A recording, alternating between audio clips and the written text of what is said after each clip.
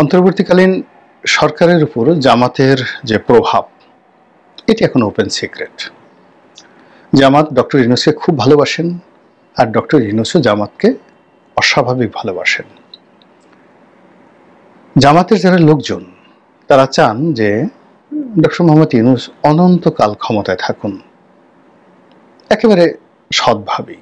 এবং তারা তো জানে যে নামাজ কালাম পড়েন, ওয়াজ করেন, মাহফিল করেন, জিকির করেন, আজকার করেন, এবং সব জায়গাতে আমার বিশ্বাস যে তারা আল্লাহর কাছে দোয়া করেন যে আল্লাহ, আপনি এই ডক্টর মোহাম্মদ ইউনূসকে আমাদের জন্য রহমত হিসেবে প্রেরণ করেছেন, তো এই মানুষটি ক্ষমতায় থাকুক, অনেকদিন ক্ষমতায় থাকুক। আর এই লোক যদি ক্ষমতায় থাকে তাহলে এই লোকের সহযোগিতায় আমরা এই বাংলাদেশে আপনার শাসন, মানে আল্লাহর শাসন, তারপরে সৎ লোকের শাসন আমরা কায়েম করতে পারবো, কোরআনের আইন আমরা চালু করতে পারবো।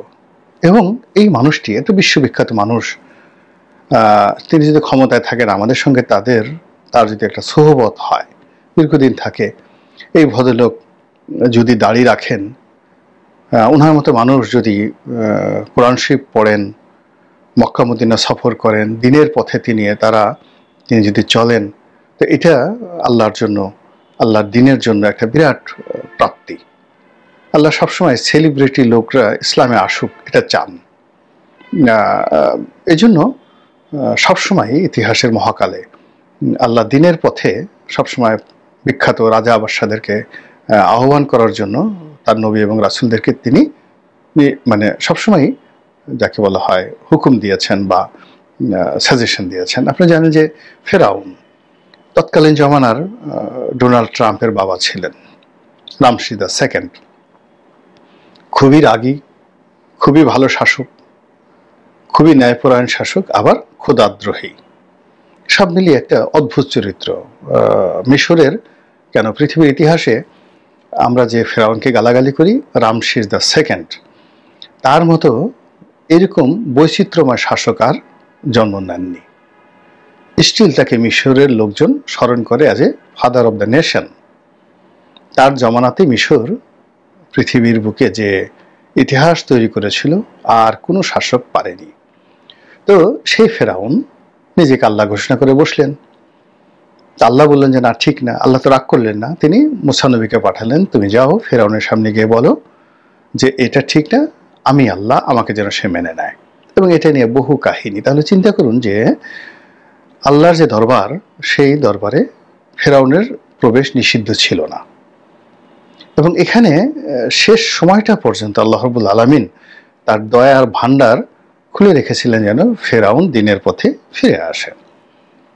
তো সেই দিক থেকে ডক্টর মোহাম্মদ ইউনূস বর্তমান জামানাতে তিনি তো ফেরাউন নন, তিনি হামান নন, তিনি একজন সেলিব্রিটি। তো এরকম একজন সেলিব্রিটি মানুষ তিনি যদি ইসলামে দাখিল হন, মুখে লম্বা দাড়ি রাখেন, এই ৮৬ বছর বয়সে কি সুন্দর লাগবে। এবং বাংলাদেশের জামাতের রাজনীতি অমর হয়ে যাবে যে জামাতের হাত ধরে ডক্টর মোহাম্মদ ইউনূস তিনি ইসলামে দীক্ষিত হয়েছেন, প্র্যাকটিসিং মুসলিম হয়েছেন, এবং তিনি যদি জামাতের আমিরও হতে চান তাহলে জামাতেরও সম্মান বাড়বে, তারও সম্মান বাড়বে।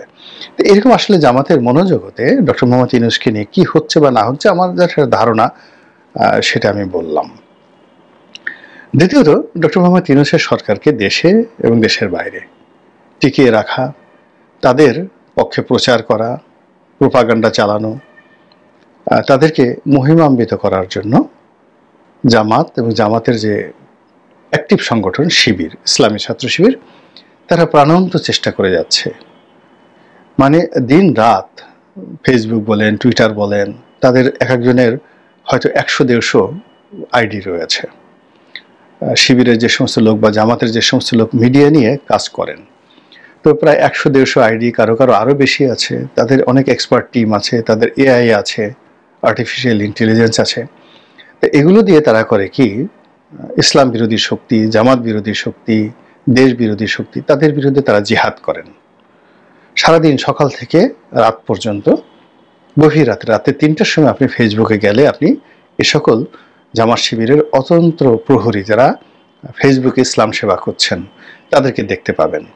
এবং তারা যুদ্ধের ময়দানে যেভাবে জিহাদ করে, আবু জেহেলকে যেভাবে মারা হয়েছে, আবু লাহাব যেভাবে মরেছে, ঠিক ওইরকম নিষ্ঠুরতা দিয়ে জামাত এবং শিবির তাদের যারা প্রতিপক্ষ তাদেরকে ফেসবুকে তারা বা ইউটিউবে তারা তাদেরকে সর্বনাশ ঘটায়, কখনো গালি দেয়, কখনো অভিশাপ দেয়, বা আরো অনেক কিছু করে, কখনো থ্রেড দেয়, ইত্যাদি ইত্যাদি। কিন্তু আলহামদুলিল্লাহ, আল্লাহর মেহেরবানি যে গত 10 মাসে জামাতের বিরুদ্ধে যে অভিযোগ ছিল, শিবিরের বিরুদ্ধে অভিযোগ ছিল তারা পাইকারি হারে রক কাটে, তো ওইরকম আসলে অভিযোগ হাতে গোনা 2-1টা শোনা গেছে। কিন্তু ঢালাওভাবে তারা এত বড় ক্ষমতা পাওয়ার পরেও ওইভাবে আসলে রক কাটেনি। এটা আল্লাহ তাদেরকে একটা হেদায়েত দান করেছেন, এই জন্য আল্লাহর দরবারে শুকরিয়া, আলহামদুলিল্লাহ। দ্বিতীয় যে বিষয়টি বলছিলাম, যে তারা ডক্টর মোহাম্মদ ইউনূসকে টিকিয়ে রাখার জন্য ইউনূসের বিরুদ্ধে কেউ কোনো কথা বলে জামাত শিবির দেশের ভিতরে বা বাইরে তারা আওয়াজ তোলেন, নারায়ে তাকবীর, আল্লাহু আকবার কিংবা ইনকিলাব জিন্দাবাদ এভাবে আওয়াজ তুলেন, এবং ইউনূস সাহেবকে তারা যতটুকু মানুষ হিসেবে উপরে উঠানো যায় ততটুকু তাকে উঠানোর জন্য তারা কিন্তু প্রাণবন্ত চেষ্টা করে যাচ্ছেন। এটা হলো সফটওয়্যারের ক্ষেত্রে, ভার্চুয়াল জগতে। কিন্তু প্র্যাকটিক্যালিও কিন্তু তারা ডক্টর মোহাম্মদ ইউনূসকে জান মাল দিয়ে সহযোগিতা করছেন। এই যে ঢাকা শহরে ডক্টর মোহাম্মদ ইউনূসের দল এনসিপি, সেই এনসিপির যে মিটিং হতো বা মিটিং হয়, মিছিল হয়, সব জায়গাতে জামাত এবং শিবির তাদের যারা লোকজন তারা উপস্থিত থেকে তাদেরকে আশ্বাস দেয়, প্রশ্বাস দেয়, নিঃশ্বাস দেয়, তাদেরকে গ্লোরিফাই করে। এর ঋণ ডক্টর মোহাম্মদ ইউনূস কিয়ামতের ময়দানেও তিনি পরিশোধ করতে পারবেন না, জামাত যেটা করছে। এবং ডক্টর মোহাম্মদ ইউনূসকে গ্লোরিফাই করার জন্য, সহযোগিতা করার জন্য তারা তাদের দীর্ঘদিনের বন্ধু বিএনপির সঙ্গে তারা দূরত্ব সৃষ্টি করে ফেলেছে।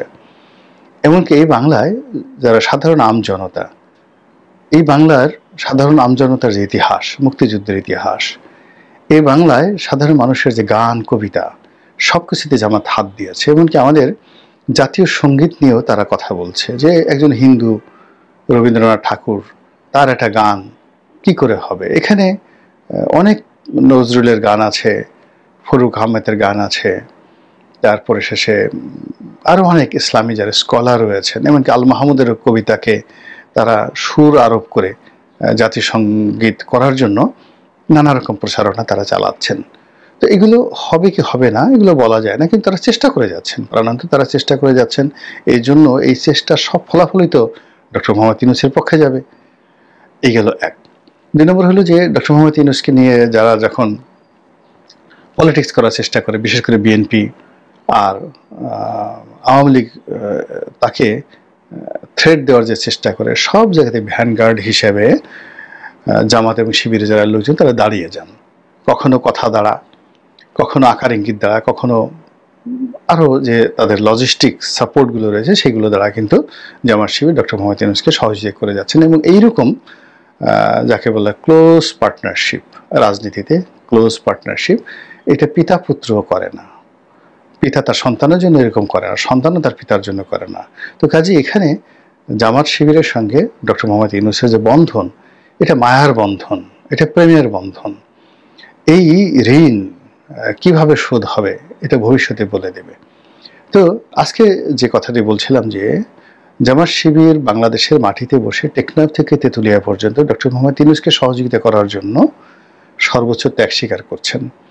আর ডক্টর মোহাম্মদ ইউনূসও একেবারে জামাত শিবিরের জন্য যা করা দরকার, তার সামনে যদি কেউ কোনো কাগজ নিয়ে যায়, তারপরে বলে স্যার এটা সাইন করেন, এটা জামাতের ব্যাপার, শিবিরের ব্যাপার, এখানে জামাত শিবিরের স্বার্থ আছে, বা এই কাজগুলো করলে জামাত শিবিরের উপকার হবে, তিনি আনন্দিত হন, পুলকিত হন, হাসি মুখে খুশি মনে তিনি সেই জামাত শিবিরের জন্য সেই কাজগুলো করার চেষ্টা করেন।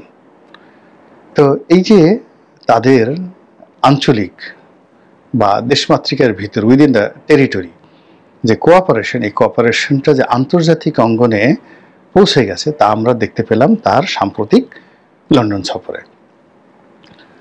আপনারা জানেন যে লন্ডনে জামাতের একটা বিশাল সংগঠন রয়েছে, অনেক জামাতি নেতা লন্ডনে থাকেন, তাদের টাকা আছে, বাড়ি আছে, গাড়ি আছে, কানেকশন আছে, এবং তারা প্রফেশনালি ভেরি সাউন্ড, মানে ব্যবসায়ী হিসেবে সাউন্ড, রাজনীতিবিদ হিসেবে সাউন্ড, উকিল হিসেবে বা ব্যারিস্টার হিসেবে তারা সাউন্ড, যথেষ্ট সুনাম সুখ্যাতি ইংল্যান্ডের মাটিতে তাদের রয়েছে। তার সঙ্গে সঙ্গে একটা শক্তি রয়েছে, এবং এই শক্তিটি তারা কয়েকটি ধারায় বিভক্ত। একে তো জামাত শিবির, দ্বিতীয়ত আঞ্চলিকতা, যেমন নোয়াখালী, সিলেট, বিশেষ করে সিলেটি যারা ভাই ব্রাদার রয়েছেন তাদের মধ্যে যারা জামাত করেন, এ বন্ধন সিলেটের মধ্যে আঞ্চলিকতার বন্ধন খুব বেশি।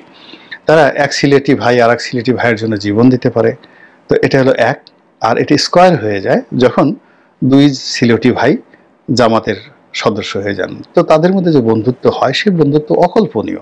আমরা যারা বাংলাদেশে বিএনপি করি বা আওয়ামী লীগ করি, আমরা এই বন্ধন কল্পনাই করতে পারবো না। এটা যাকে বলে এটা ইউনিক, একেবারে কটাকট লেগে গেলে যেরকম অবস্থা হয়, তো এরকম লেগে যাওয়ার মতো অবস্থা।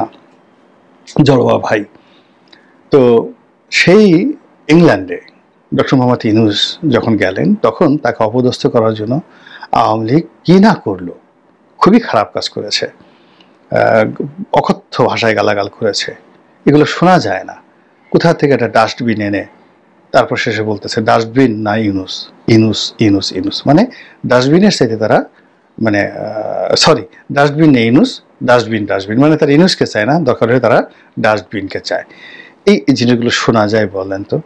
তারপরে তারা ওই তাদের যারা লোকজন আছে, তারা বিভিন্ন রকম ডিম থেরাপি, ডিম নিক্ষেপ করার জন্য যে প্ল্যান প্রোগ্রাম করছে, এটা আবার তারা আগে প্রচার করেছে। আসলে ওখানে ডিম তারা মারতো না, বা মারার মতো তাদের সামর্থ্য আছে কিনা জানি না, নেই, সামর্থ্য নেই। কিন্তু এই প্রচার তারা করে মূলত ডক্টর মোহাম্মদ ইউনূসকে ভয় দেখানোর চেষ্টা করেছে। তো